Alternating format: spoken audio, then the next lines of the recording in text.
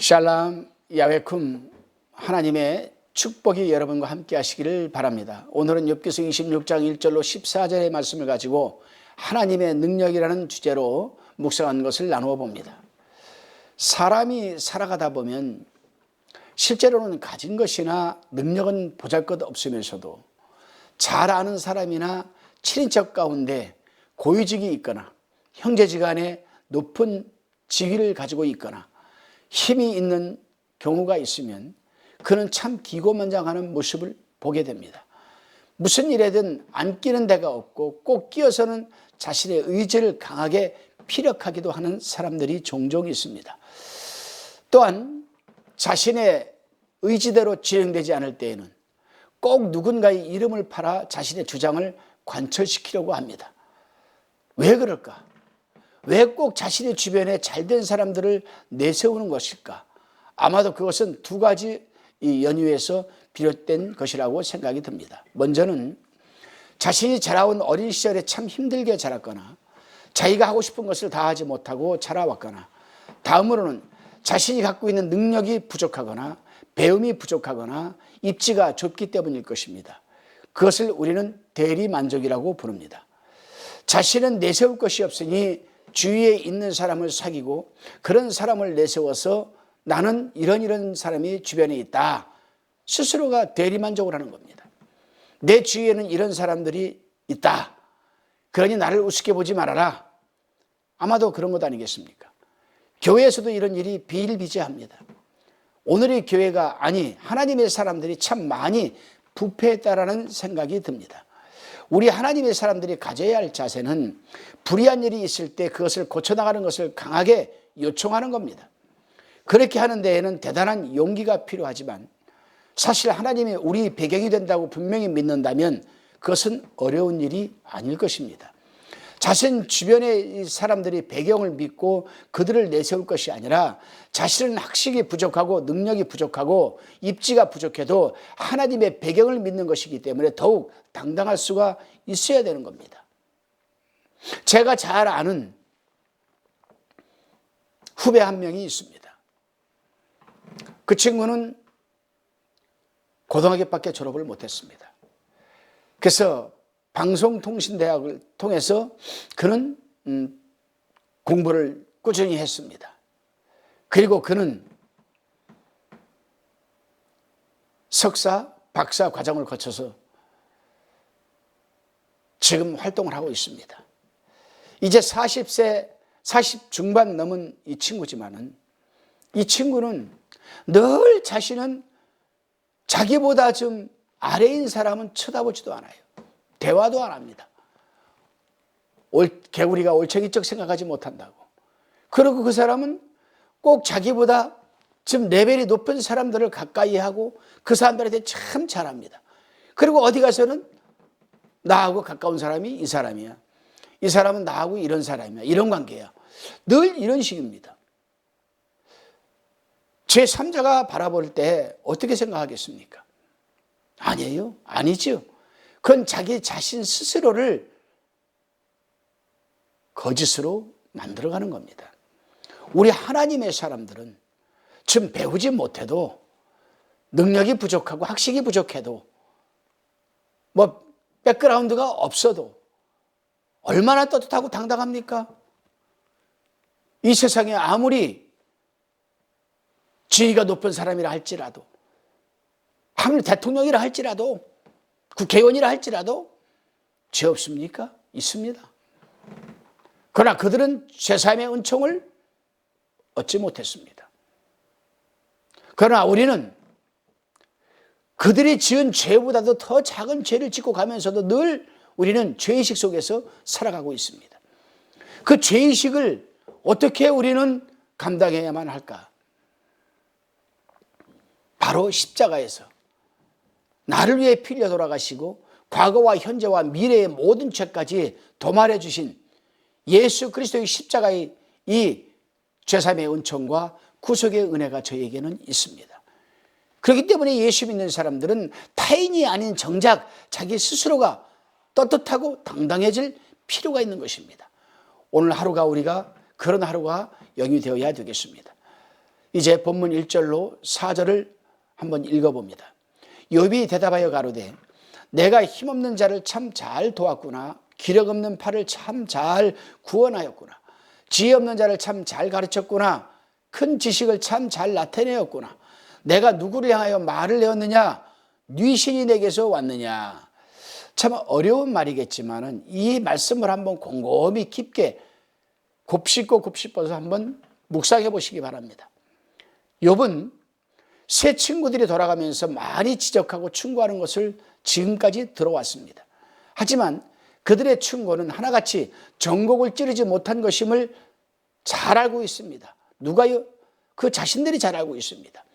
그들은 나름대로 진지하게 권면하고 말을 했지만 그것은 하나님의 정확한 뜻을 헤아리거나 욥의 상황을 분명히 헤아리고 하는 말은 아니었음을 우리는 잘 알고 있습니다. 그러기에 욥은 친구들의 말을 듣다가 지쳐버리고 만 겁니다. 욥은 이제 분노의 마음까지 들 정도가 됐습니다. 그래서 욥은 친구들에게 묻습니다. 지혜 없는 자를 참 잘 가르쳤구나. 큰 지식을 참 잘 나타내었구나. 내가 누구를 향하여 말을 내었느냐? 네 신이 내게서 나왔느냐? 참 이 말을 한번 여러분 우리가 곰곰이 깊게 우리가 한번 읽고 묵상해 보시기 바랍니다. 이 말을 나중에 네 신이 내게서 나왔느냐? 이 뜻이 무슨 뜻이겠습니까? 도대체 너는 누구에게 영감을 받고 그렇게 자신 있게 말하느냐라는 말과 같은 겁니다. 누구에게 영감을 받았느냐? 욥이 얼마나 힘이 들고 답답한 상황이었는지 짐작이 가기도 합니다. 그렇습니다, 여러분. 우리가 어려움에 처한 형제들을 돕기 위해서는 자신의 주장이나 주의 배경을 내세워 상대를 공박할 것이 아니죠. 먼저 어려움에 처해 있는 상대의 상황을 잘 이해하고 위로하여 하나님께 대한 확신과 소망을 갖도록 해야 하는 것이고, 말 한마디 한마디 언어의 사용에 있어서도 자신의 말이 하나님께 영광이 될 만한 것인지를 깊이 살핀 후에 말해야 할 것입니다. 그런데 그렇지 못한 경우가 오늘날 우리 주위에 비일비재합니다. 상대를 이해하기보다는 내 뜻을 관철시키려고 하는 그러한 주장, 그건 아니죠. 하나님의 사람들이 신앙생활을 영위하면서 가장 힘든 부분이 바로 이런 부분입니다. 오늘 하루도 여러분의 뜻을 관철시키려고 하기보다는 여러분 앞에 있는, 또 여러분 주위에 있는, 여러분과 함께하는 참으로 어렵고 힘들고 고난에 처한 사람들에게 하나님의 영광과 하나님의 사랑을 나타내는 따뜻한 위로의 말 한마디가 건네지는 하루가 되시기를 주님의 이름으로 부탁드립니다. 오늘은 다시 한번 우리가 이 부분을 깊게 생각해 봐야 됩니다. 신앙생활에서 가장 중요한 부분이거든요. 다시금 본문 5절로 14절까지에 대한 묵상의 나눔입니다. 이제 욥은 지옥과 하늘까지 미치는 하나님의 통치를 지금 피력하고 있습니다. 빌닷의 주장과는 정반대쪽에서부터 지금 욥은 진술하고 있습니다. 그런데 욥이 지금 말하고 있는 것을 가만히 살펴보면 자신은 자신이 한탄스러운 소리를 하는 것 같지만 욥이 변론하는 말에는 하나님의 오묘한 계시가 들어있음을 우리는 깨달을 수가 있습니다. 예를 든다면 본문 7절에 보면 땅을 공갈에 다시며 라고 지금 욥이 말하고 있습니다.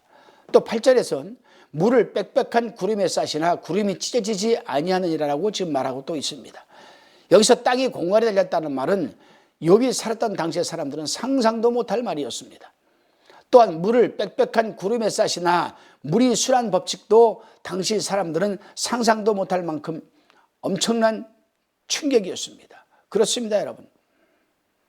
현재 우리가 살고 있는 땅, 즉 지구에 대해서 옛날 사람들이 주장한 이 천둥설이나 중세시대에 살았던 코페르니쿠스가 주장한 지동설이나 갈릴레이가 지구는 태양을 중심으로 공전하고 있음을 주장한 것보다 땅이 허공에 달려있기 때문에 더 원천적이고 근원적인 것을 욥은 3000년 전에 지금 이미 하나님의 계시를 통해서 말하고 있는 겁니다. 얼마나 엄청납니까, 여러분?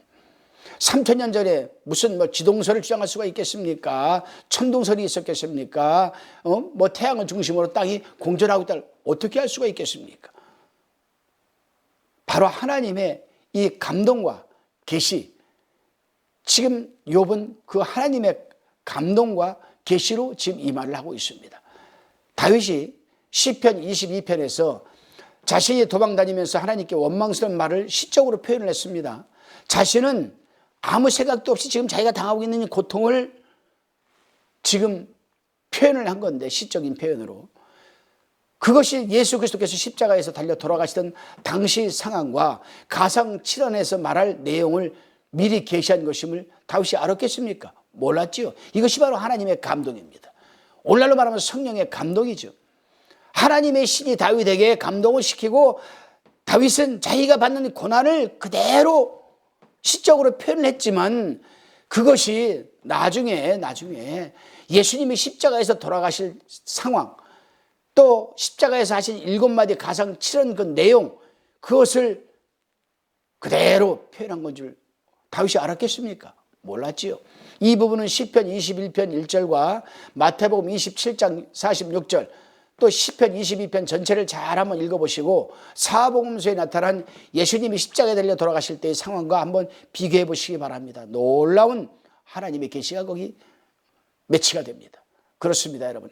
하나님께서는 하나님의 사람들이 고통 가운데서 허덕이며 절망적인 소리를 할 때에도 하나님께서는 그 말 한마디 한마디를 당신의 섭리와 뜻을 이루어 가시는데 사용한다는 사실을 잊지 말아야 하겠습니다.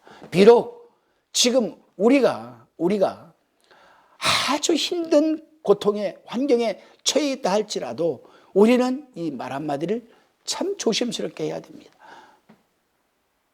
당장 죽을 것 같더라도 하나님의 영광을 위해 쓰임받는 이 새치 혀가 되어야 합니다. 누가 알겠습니까?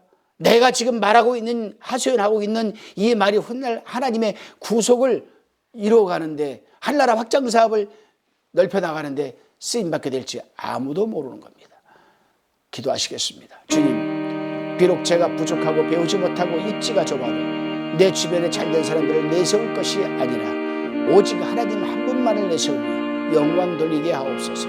예수님의 이름으로 기도드리옵나이다. 아멘.